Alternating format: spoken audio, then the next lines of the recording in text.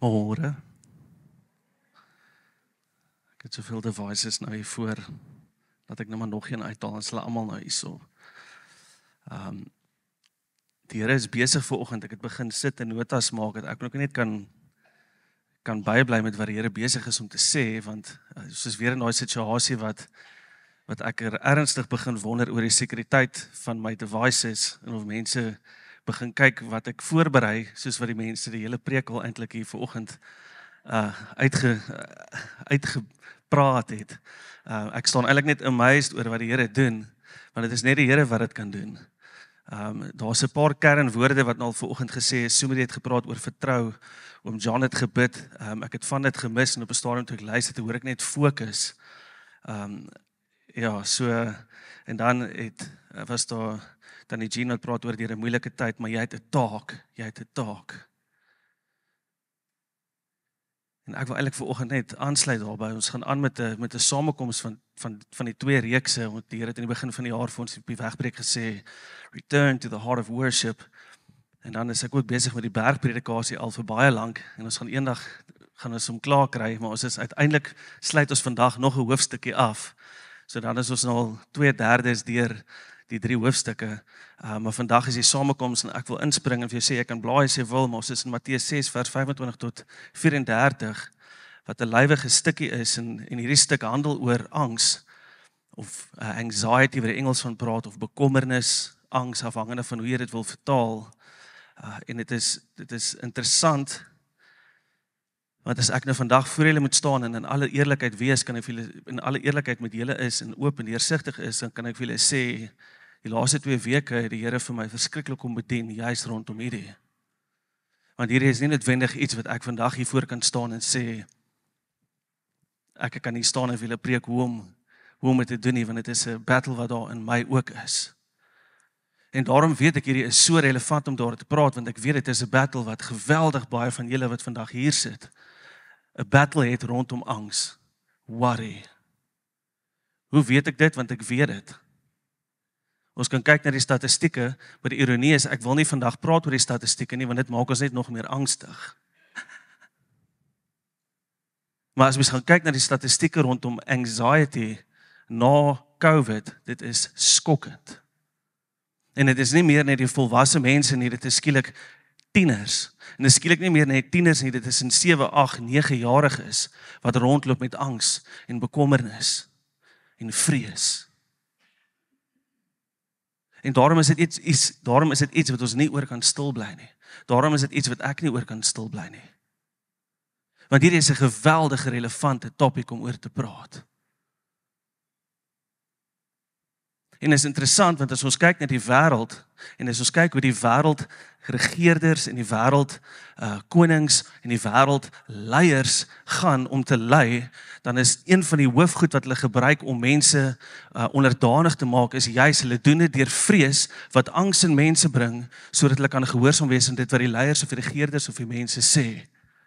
Ons sien dit geskiedenis heen deur. Ons sien dit tot vandag toe nog steeds. En as ons praat oor 'n onderste bo koninkryk, dan kan ons in hierdie stuk so duidelik sien waar Jesus sê, my koninkryk is nie soos die wêreld en wêreldregeerders nie. Hy draai dit onderste bo. In die stuk wat ons vandag sien, sê Jesus, ek wil nie regeer, ek wil nie lei, en ek wil nie 'n koning wees wat dit doen vanuit om vrees in mense in te jaag, sodat hulle kan angstig wees, sodat hulle kan onderdanig wees nie. Juist die teenoorgestelde sê Jesus, in my koninkryk, en onthou, dit is waar die bergpredikasie gaan, dit is 'n absolute verklaring van wie en wat God se koninkryk is. En in hierdie gedeelte sien ons waar Jesus sê, ek wil hierdie ding op sy kop draai, ek wil dit juist onderste bo gooi, want die manier hoe ek wil hê, die kinders wat deel is van my koninkryk moet wees, ek wil hê hulle moet vry wees van angs, dat daar nie 'n druppel angs in hulle is nie, sodat wanneer hulle gehoorsaam is, hulle doen vanuit liefde en hulle doen vanuit verhouding, nie uit angs en vrees nie. Hierdie koninkryk is omgedraai. En ek besef as ons hieroor praat, is dit nou weer een van daai gevalle, ons kan verskriklik condemned voel, ons kan verskriklik voel, ek's vasgevang in hierdie, maar vandag se boodskap, en as ons hierdie reg lees, is dit 'n verskriklike vrymakende ding wat ons vandag oor praat, want Jesus wil jy sê, jy moet vry wees van angs. Is julle met my? En hier is die ding, jy kan vry wees van angs, van bekommernis. So kom ons spring, ek wil begin lees en ek gaan myself dadelik onderbreek, deur te sê as jy vers 25 dan begin hy met daarom. Nou die taalkundige sal sê, as hy begin met daarom, dan beteken dit, jy moet nou eers onthou, daar is nou net iets gesê, en as gevolg van dit wat nou net gesê is daar 'n gevolgtrekking. So daarom wil ek net geweer lees wat ons laasweek gelees het. So, of laas keer, is nie laas week nie. So, ek gaan net 'n bietjie backtrack en ek gaan probeer om nie weer daai hele preek te herhaal nie, my bes probeer. Matteus 6 vers, net 'n paar versies terug, 19 tot 24, staan daar, moenie vir julle hier op aarde skatte bymekaar maak, waar mot en roes dit vergeet en diewe inbreek en roof nie. Maak vir julle skatte in die hemel bymekaar, waar geen mot of roes dit sal kan bykom nie. En waar diewe nooit sal kan inbreek of roof nie. Onthou, waar jou skat is, daar sal jou hart ook wees. Jou oog is 'n lamp vir jou liggaam. 'n Suiwer oog laat die lig instroom sodat jou binneste geheel en al lig word. Maar as jou oog vuil en sleg is, versper dit die lig en jou binneste bly geheel en al donker. As die lig wat jy gedink het jy het in werklikheid donkerte is, hoe pikswart is jou donker dan nie. Niemand kan gelykertyd twee baase dien nie. Jy sal of 'n renons teen die een hê of van die ander een hou. Of hy sal aan die een lojaal wees en aan die ander een gering skat. Om God en die geldgod saam te dien is onmoontlik. Ons het gepraat en ons het gesê as mens hierdie ding moet opsom, dan is daar een vers in die middel waar jou skat is, daar sal jou hart wees en die Here wat sê ek soek jou hele hart. Ek soek jou hele hart, nie net 'n stukkie nie net in kompartemente gedeeltes nie, ek soek jou hele hart. En dan is die vraag, daai woordjie wat ek so gehoor het oom John sê, dan is my vraag aan jou, waar lê jou fokus? Want 'n groot gedeelte van hierdie is, waar fokus jy? En daar's 3 dinge wat hy sê, jy fokus of op die hemel, skat in die hemel, of skat op die aarde. Jy fokus op 'n suiwer oog, wat beteken daar's lig wat instroom, of jy het 'n vuil oog, wat ons gesê het in die Joodse konteks, is dit, hulle praat van 'n evil eye, wat gaan oor jou oë dwaal rond, en kyk met afguns en jaloesie na dit wat ander het. So of jy is besig om jou oë en jou fokus te hou op dit wat suiwer is, daar kan lig inkom, of jy is besig om evil eyes te hê, rond te kyk wat om jou aangaan, en dan is daar net donkerte. Of jy fokus op God, of jy fokus op jou geld en besittings, wie dien jy? Wat ons terugbring by vandag se stuk, daarom sê ek vir julle, hou op om julle te bekommer oor julle daaglikse lewe. Wat julle sal eet of wat julle sal eet of drink, of julle liggame, wat julle sal aantrek. Ek gaan net 'n hele stuk deurlees en dan gaan ons daar praat. Is die lewe nie baie belangriker as kos nie? En is die mens se liggaam nie baie belangriker as klere nie? Hou die voëls wat daar vlieg top. Hulle saai nie, hulle oes nie, hulle maak nie in skure bymekaar nie. Dit is onnodig, want julle hemelse Vader gee aan hulle kos. Besef julle dan nie dat julle vir God nog baie kosbaarder is as hulle nie. Wow, ek lees sleg vandag. Kan al julle bekommernis julle lewe 1 sekond langer rek? En wat klere betref, wat bekommer julle daaroor? Leer hierdie les van die veldlelies, wat so pragtig in die blom staan. Hulle sloof hulle nie of af om hulle self klere te maak nie. En tog sê ek vir julle, selfs Salomo in al sy glorie was nie so pragtig aangetrek soos een van hulle nie. As God dan vir die veldplante wat vandag daar is en môre verbrand word, so mooi aantrek, hoeveel te meer sal hy nie vir julle sorg nie? Is julle geloof dan so klein? Moet julle dus nie bekommer en vra, wat sal ons tog eet, of wat sal ons drink, of wat sal ons aantrek nie? Dit is die ongelowiges wat oor hierdie soort dinge begaan is. Julle hemelse Vader weet tog dat julle dit alles nodig het.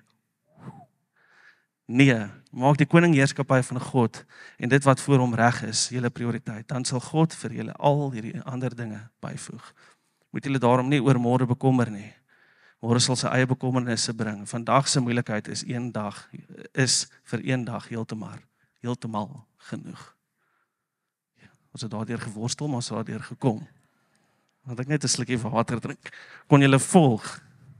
Goeie vang. So ek is daarom wakker. Julle, ons begin met hierdie woordjie daarom. En ons kan dit nie mis nie, want dit is so belangrik, want baie keer lees ons en mens, is so maklik om hierdie stuk ook uit konteks te ruk en te sê, klomp dingetjies te sê oor vandag se stuk. Maar dit moet gesien word in hierdie konteks van daarom.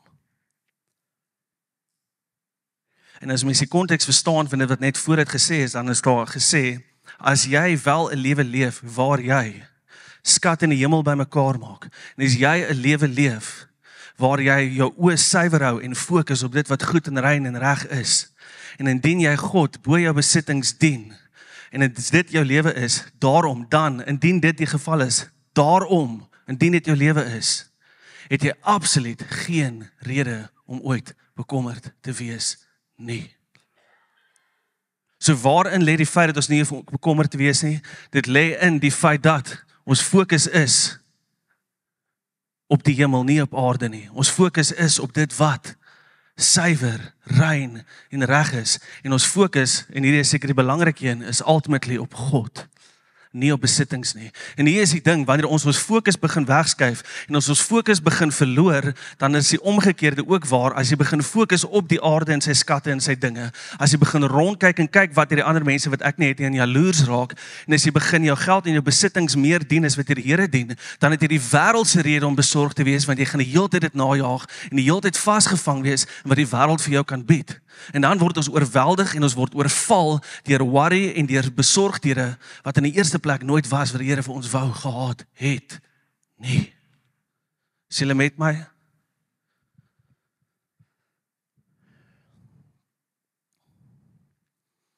Hierdie moet insink, en ek dink dit is wat my journey die laaste 2 weke was, is wat die Here vir my eintlik net vra, waar lê jou fokus? Hemel, aarde. Waarna kyk jy? Suiwer, vuil, en wie dien jy? Waar lê jou fokus? As ons dan praat oor angs, kom ons agter, angs is eintlik 'n probleem van fokus. En as ons dit sê, dan kan ons vir mekaar sê, ons battle teen angs begin by die oog. As angs 'n probleem is van fokus, dan lê die probleem by die oog. En dan moet ons baie versigtig wees wat hier aangaan. En dit is wat ons vorige keer, jou oog is 'n lamp, dit is die lamp, dit is wat toelaat dat daar lig inkom. 'n Suiwer oog laat die lig instroom, sodat jou hele binneste lig kan wees. Maar as hy vuil is daar net donkerte. Ons battle teen angs lê in die oog. En as ons kyk na vandag, dan sien ons het dit nou klaar gelees, maar Jesus fokus nie op dit waarop jy nie moet fokus nie, want dan begin jy op dit fokus.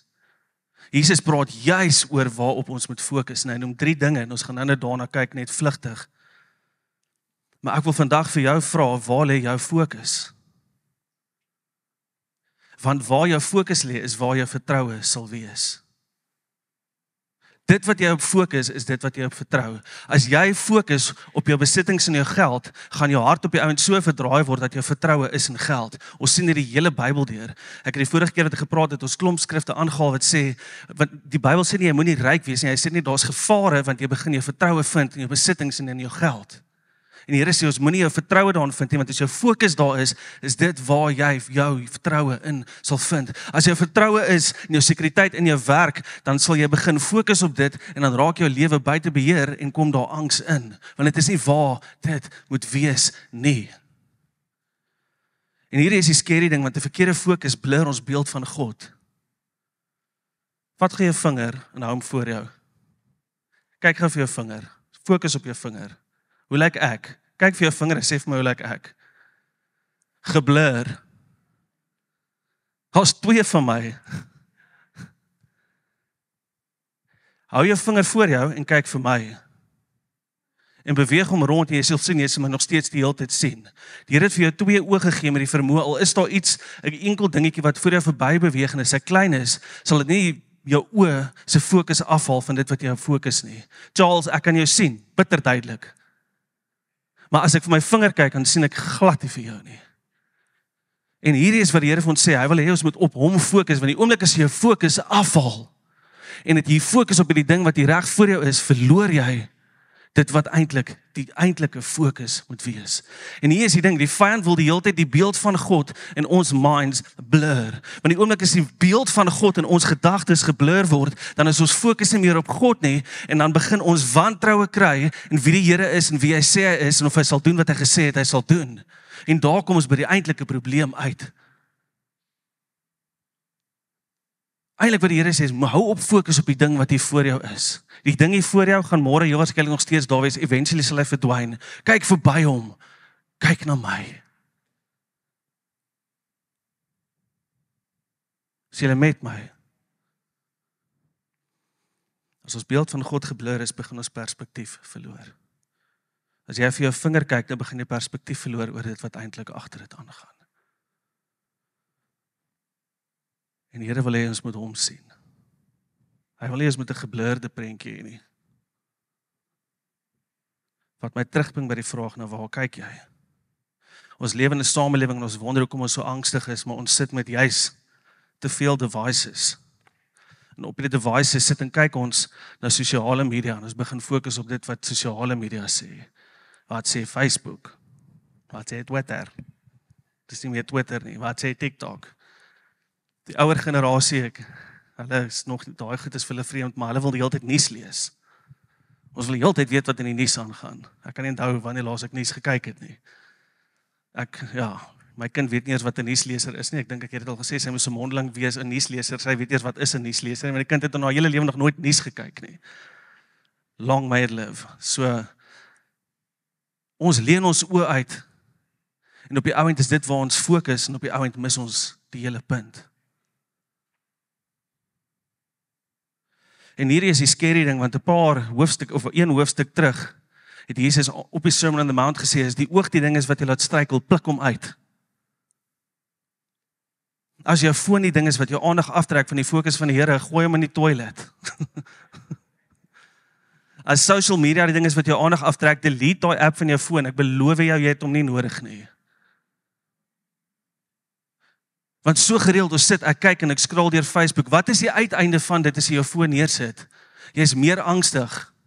Wat is die uiteinde van die nuus kyk? Ek is meer angstig, want dit verskuif fokus van die Here na hierdie, ek wil sê, stupid vinger hier voor my.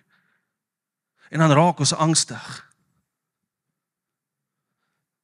So Jesus gee vir ons raad, hy sê, daar's 'n paar dingetjies wat ek vir julle wil sê, en hy noem 3 dinge, ek dink hy kon 3000 noem as hy wou, maar hy kies net 3. En dis die 3 wat ek net vinnig met julle oor wil gesels, en dit gaan nie lank vat nie. Want die eintlike essens van wat ek wil sê is presies dit, waar is jou fokus? En Jesus sê, om ons te help, sodat ons fokus op hom kan bly, sê hy 3 goed. Die eerste een is, hy sê, kyk vir die voëls.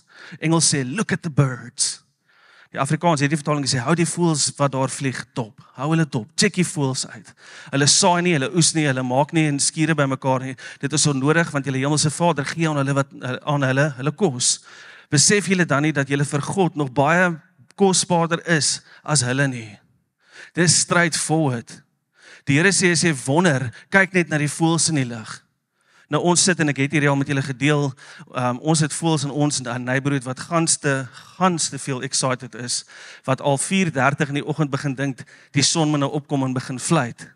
Maar in hierdie week het die Here skielik my perspektief verander, in plaas van geïrriteerd raak met hierdie klein dingetjies wat so hard kan fluit, is dit die Here wat vir jou sê, elke keer as daai voeltjie fluit, elke keer as jy hom sien, is dit 'n ek sorg vir jou. Ek sorg vir jou. Ek sorg vir jou. Tot my frustrasie het ons op ons stoep duwe wat besluit het om nes te maak in ons geet. Nou jy kry daai goed, dis onmoontlik om van daai goed ontslae te raak. So letterlik op my voorstoep staan en kyk ek die hele 2 seisoene seker nou al, hoe daai duif eiertjies uitpop en kindertjies grootmaak soos wat ek nie gedink het menslik moontlik is nie. En dit is een na die ander en ek wil nog goedjies opsit en as ek weer kyk, het dit in klaar weer eiers gelê, dan voel ek te sleg om my spikes op te sit, so dan moet ek nou nog eers wag dat die volgende eier kindertjies uitbroei uit die nes uit is, en as ek weer kyk, daar's die volgende eiers. En die Here het op my voorstoep vir my kom sit in die laaste week en gesê, kyk na hulle. Moenie geïrriteerd wees met hulle nie, ek kan dit ook seker wees, maar elke keer as jy hulle sien en elke keer as jy geïrriteerd raak, onthou, ek sorg vir jou, want jy is belangriker as daai duif. Hoor julle, die Here sê in plaas van fokus op hierdie stupid goed wat ons aandag aftrek, fokus op my. As jy staan en jy ry en jy sien jy vlieg 'n swerm voëls verby, is dit die Here wat jou aandag trek en vir jou sê ek sorg vir jou. Waar kyk jy?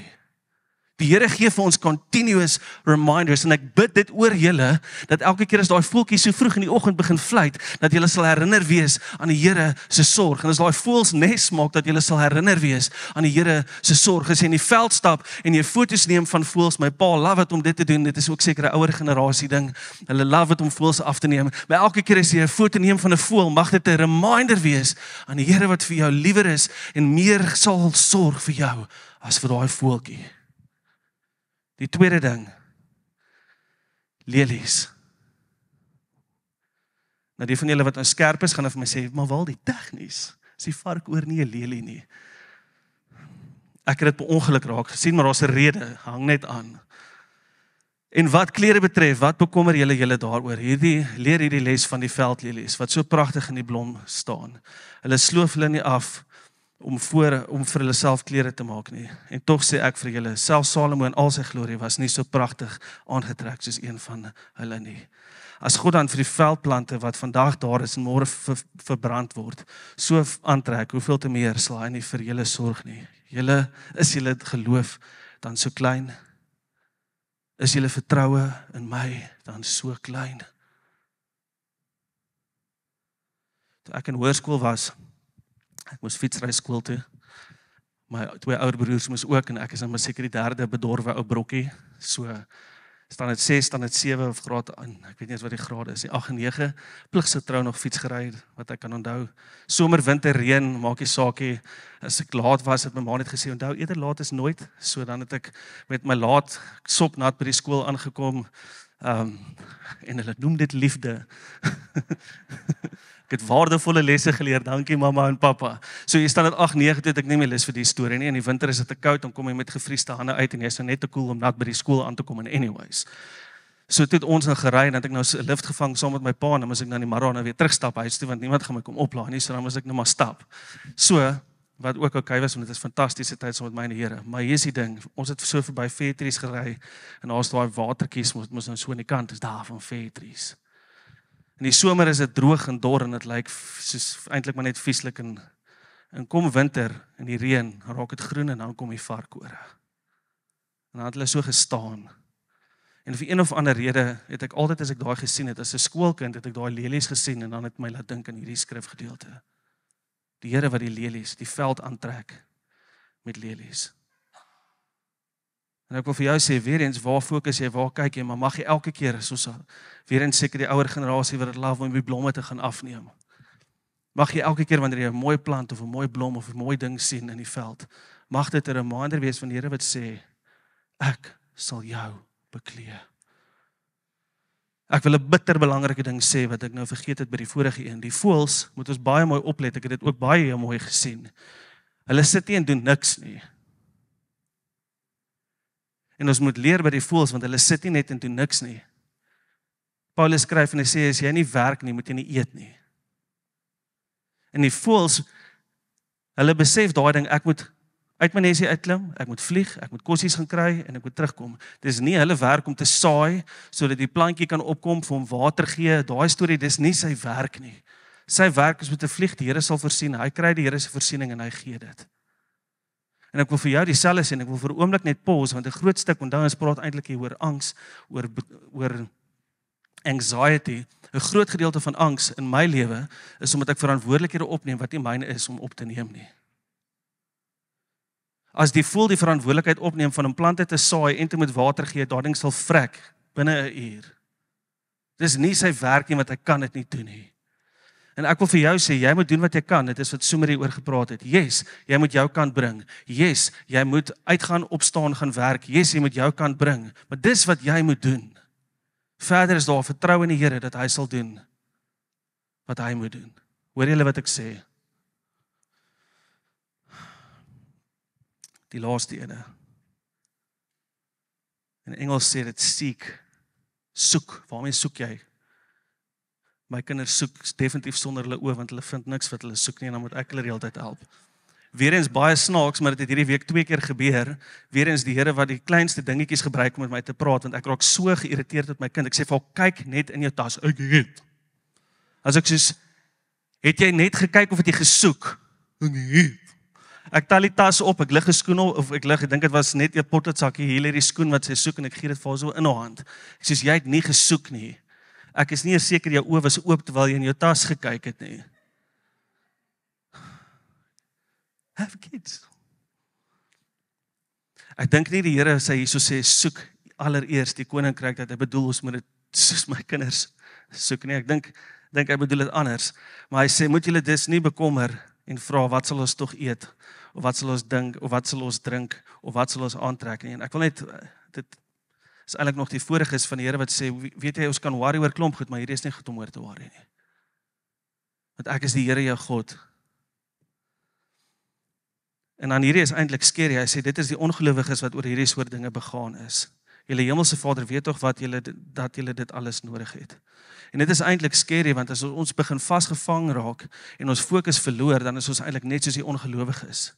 Want dan het ons fokus verskuif, wat beteken ons het ons vertroue verskuif, wat beteken ons begin ons vertroue soek in klomp aardse en wêreldse dinge, wat beteken dat angs en al die dinge inkruip. En dan is ons net soos 'n ongelowige.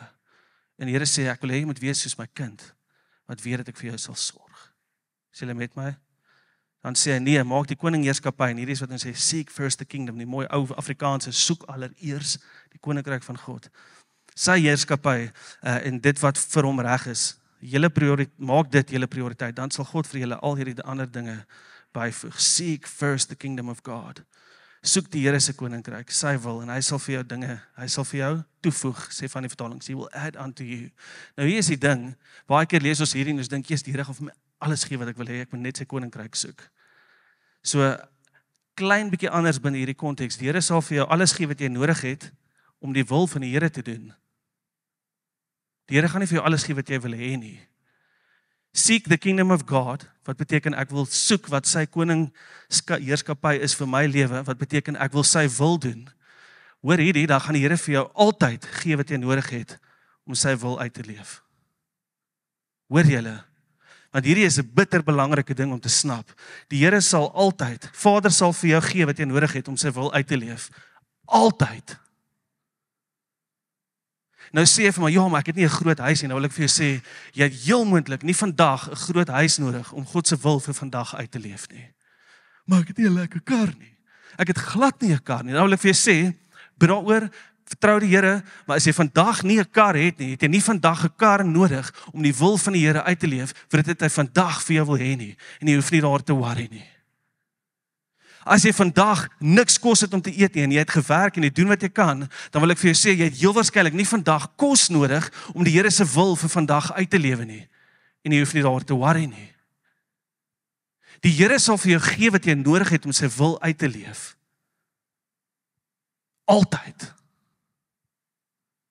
En yes, baie keer moet ons opstaan. Yes, baie keer moet ons fight. Yes, baie keer moet ons kant bring. En baie keer sit jy vir 4 jaar met 'n droom in jou hart voordat daai droom in 'n realiteit kom. Vir my was dit, ek weet die Here het 'n roeping en dit is waar die woord van Tannie nou so kosbaar is. Jy het 'n taak, maar baie keer is ons so vasgevang want die Here het 'n roeping op my lewe geplaas, maar ek kan nie sien hoe die roeping ooit gaan realiseer nie. Nou vir jare het ek geweet die Here het my geroep in worship om in worship betrokke te wees. Dis 'n hart, dis 'n passie. Ek was so ver om te sê ek het op daardie stadium geweet dis 'n roeping wat die Here vir my gegee het. En toe kom ek in 'n bediening en ek het hierdie storie al vertel, maar die Here het my vir 6 maande uit enige vorm van worship uitgehaal en my gesit dat ek in die wing moes sit terwyl die worship team op stage is met 'n mic en met die klankman praat en as daar iets fout gaan is ek die enetjie wat op die verhoog hardloop en die kabel inplug. In daai oomblik is ek soos angsbevange van Here, U het my geroep, maar hierdie is waar ek nou is. En ek kan tot vandag toe vir julle sê, die meeste wat ek in my hele lewe geleer het, oor die ware hart van aanbidding was in daai 6 maande. Nie die eerste 2 maande nie. Toe was ek net 'n rebel. Maar toe ek Here in my kom werk en besef hoekom hy my daar gesit het, skielik het ek besef, weet jy, ek het nie 'n verhoog nodig nie, ek het nie 'n gitaar nodig nie. Ek het niks van daai nodig om my roeping uit te leef nie. Dalk het jy nie 'n huis nie, dalk het jy nie 'n kar nie, en aldag het ek wil vir jou sê, wanneer ons fokus op die Here hou, En wanneer ons besef, hy gaan vir my gee wat ek vandag nodig het, dan verander dit my perspektief en waaroor ek bekommerd is. Ek wil weer sê, dit beteken nie dat ons kan terugsit en niks doen nie. Sy moes opstaan en 'n liedjie skryf. Ek moes diligently aanhou om te serve, want dit is hoe ek geleer het. En so sy ook gesê het, op die regte tyd sal die Here die regte goed oor jou pad bring. Hierdie is dalk 'n harde woord, maar dit is wat die Here met my oor kom praat het in hierdie week. As daar goed is wat ek nie nou sien nie, is die vraag wat die Here my vra, vertrou jy my? Is jy alright om nie vandag hierdie ding wat jy so graag wil hê nie, en is jy bereid om nog steeds gehoorsaam te wees, te midde van dit wat jy nie het nie? Want alles wat jy nodig het vir vandag, om die wil van die Here vandag te doen, dit het jy.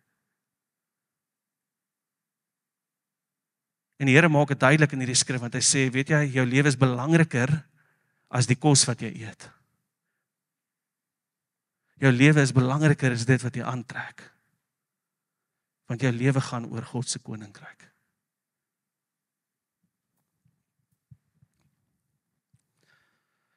(1 Petrus 5 vers 6 tot 7 Word daarom klein onder die kragtige hand van God. Op sy tyd sal hy julle groot maak. Gee al julle bekommernisse aan God oor, want hy gee vir julle om. Wow. Submit onder die hand van die Here.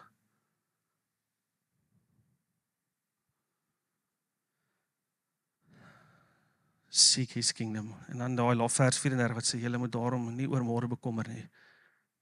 Ek wil vir jou sê, ons trap so gereeld in hierdie slag, dat ek worry al oor 6 jaar vooruit, never mind, net môre. Maar die Here sê, vandag het sy eie issues, en ek sal vir jou vandag gee wat jy vandag nodig het. Ek sal vir jou vandag gee wat jy vandag nodig het. Julle, ek wil afsluit, en ek gaan hierdie nou baie vinnig doen, want julle kan alles aanlyn kyk. Maar ek wil net gou 'n link maak met wat die afgelope naweek gebeur het. En ek het die prentjie, hy's bietjie blurry en ek kon nie die PowerPoints vind nie. Maar Johan Els was hier so gewees, Dominee Johan Els was hier so. En die goed sal later aanlyn beskikbaar wees, dankie Marco.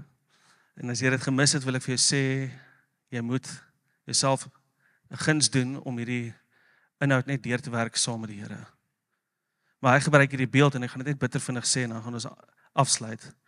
Maar hy sê, ek en jy word gebore as wat? As 'n vark. En ons word gebore in wat? In Egipte, in slawerny. En hopelik kom ons op 'n punt in ons lewe waar ons op grond van genade, deur geloof, deur die Rooi See beweeg wat ons redding is. Nou dan het jy 'n nuwe natuur. Dan is jy nie meer 'n vark nie, jy's 'n skaap.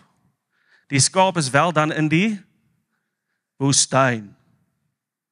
So 'n vark hou van modder, hy speel in die modder en hy geniet die modder. 'n Skaap hou nie van modder nie, maar hy raak nog steeds baie keer vuil. Maar dit is nie sy natuur nie. En dan waar hierdie naweek gegaan het, is om deur die Jordaanrivier te kan loop en te besef wie en wat ek is in Christus. Dan betree ons die beloofde land. Ook deur genade, deur geloof. Die Here se werk in ons. Nou hoekom sê ek al hierdie dinge? Ek wil vir jou sê vir 'n paar redes. Maar die eerste ene is, ons praat oor angs. En angs is een van die goed wat in die woestyn gebeur. Dis daai modder wat die vyand op ons probeer gooi. Dit verander nie jou natuur nie, jy is skielik weer 'n vark nie. Jy is 'n skaap met modder, maar die Here sê vir jou, ek wil jou skoon maak. En weet jy, dit is okay, partykeer is hierdie dinge gebeur, want soos Marius gesê het, van ons is deur geweldige trauma. Hy het gepraat oor sy ouers en die trauma van sy ongeluk. Van ons is deur geweldige trauma, wat partykeer geweldige angs bring. En ek wil vir jou vanoggend sê, jy is nie alleen nie. Daar is iets soos trauma healing groups, daar is iets soos beraders, daar is iets soos, as dit hierdie trauma is van, ek sien nou vir Eloise vir ons van divorce care, en partykeer bring dit nuwe angs. Daar is ruimtes en geleenthede vir jou, om te werk deur dit, want die Here wil jou wat hê, hy wil jou vry hê, hy wil jou uit die woestyn kry, sodat ons in die beloofde land kan ingaan. Johan Els het so cool ding gesê, dis alright om deur die woestyn te gaan, maar net nie vir jouself 'n erf daar koop nie. Dis alright, maar moenie daar gaan staan en vashak nie. En hierdie het my so aangegryp terwyl hy gepraat het en dit gaan nou alles sin maak.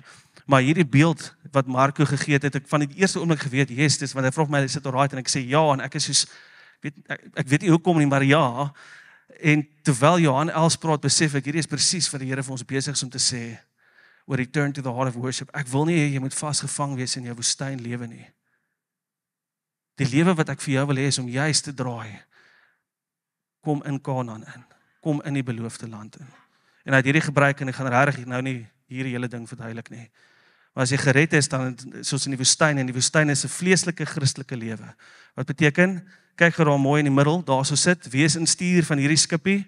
Self, ek. Jesus is daar, Christus is daar, jy's gered, maar hy self is in bestuur. En een van die goed wat hy gesê het, was klomp dingetjies en maniertjies hoe hierdie manifesteer en hoe mense kan sien in jou lewe, maar die een manier is, daar kruip hy weg. Angs. Dis 'n oorsaak van self wat in beheer wil wees, wat beteken ek dink ek moet vir myself voorsien. Dit is ek wat dink ek moet vir myself sorg. Dit is dink ek moet self, en as ek self in beheer is, dan raak ek op die ou en verval in angs. Want jy is in die eerste plek nie suppose om in beheer te moet wees nie. Jy moet uitkom waar self aan die kruis is, sodat Jesus in die middel kan wees. En dit is hoe ons vrykom van angs. Om ons oë gefokus te hou op Jesus. Elke keer as ons die voeltjie hoor, te dink, my Vader sorg vir my. As jy die lelies in die veld sien, te weet, die Here trek my aan. Om die koninkryk van ons Vader te soek in alles wat ek doen. Want hy sal vir jou gee wat jy nodig het, elke dag.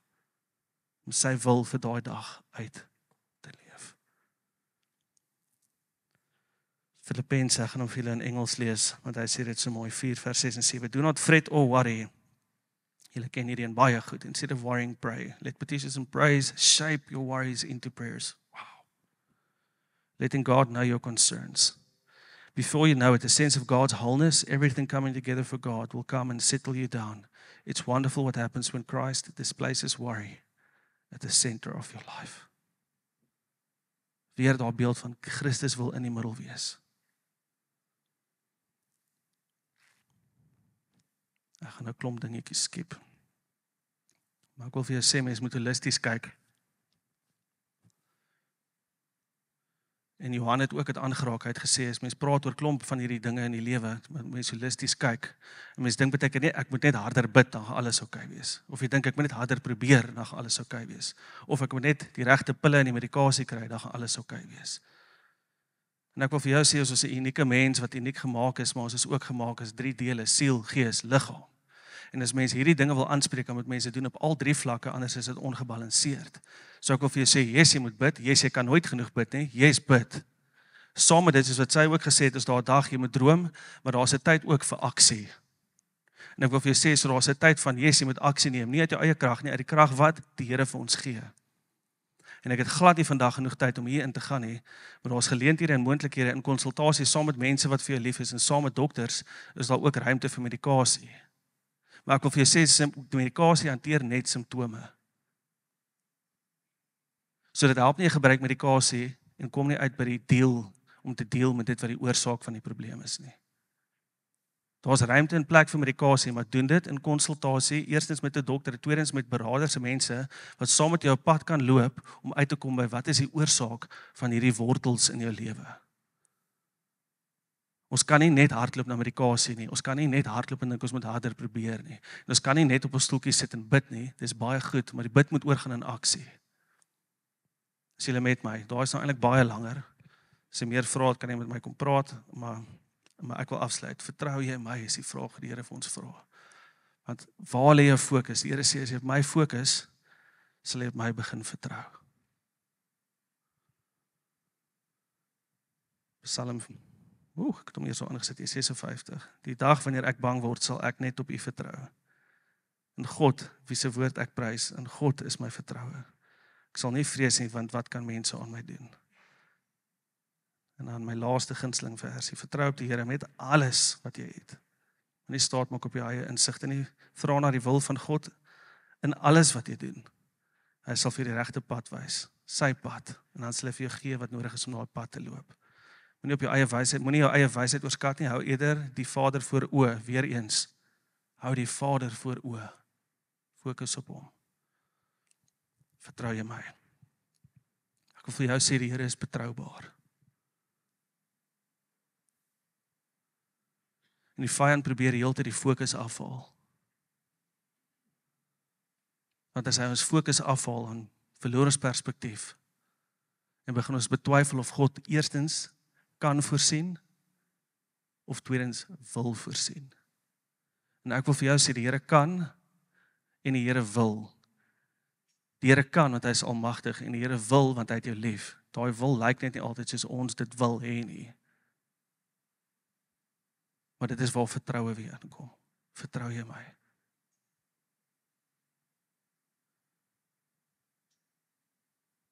Nou toe Sumarie gepraat het Stefan gesê, en ek wil dit sê,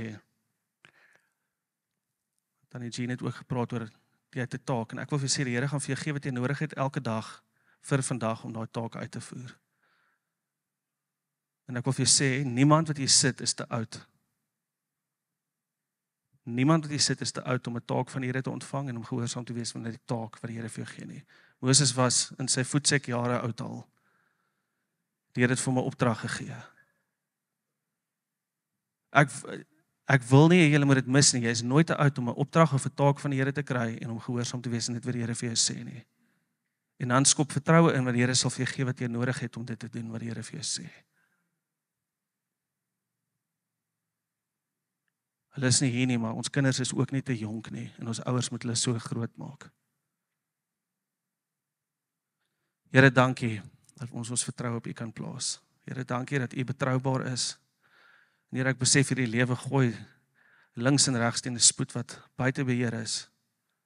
Dinge na ons kant toe wat so probeer ons aandag aftrek. En Here, daarom vra ons dat U ons sal help om ons aandag gefokus en gefestig te hou op U. Here, dat ons daai stuurwieletjie daai in die middel van ons lewe sal uitlos, dat U ons onsself daagliks sal kruisig, sodat U in stuur bly van ons lewe, dat U die rigting bepaal van ons lewe. En Here, dat ons sal vertrou, Here, dat U vir ons vandag sal gee wat ons vandag nodig het om vandag U wil uit te leef vir vandag. En Here, dat ons môre sal worry oor môre, want môre sal U weer dieselfde doen. U sal môre weer vir my gee wat ek môre nodig het. Here, dankie dat ons U kan vertrou. Here, help ons om ons fokus te hou op U. Here, help ons wanneer ons die voeltjies hoor, wanneer ons die lelies sien, dat U ons sal continuously remind dat U vir ons sal voorsien. Here, dat ons fokus op U aangesig sal hou. Here, ek kom bid vir elkeen wat hier so sit met angs in hulle hart. Here, dat U in hulle lewens sal kom inspreek. Dat U vir hulle sal wys waar daai areas is waar hulle fokus afgehaal het van U. En dat ons deur die krag van U Heilige Gees ons fokus sal terugsit op U.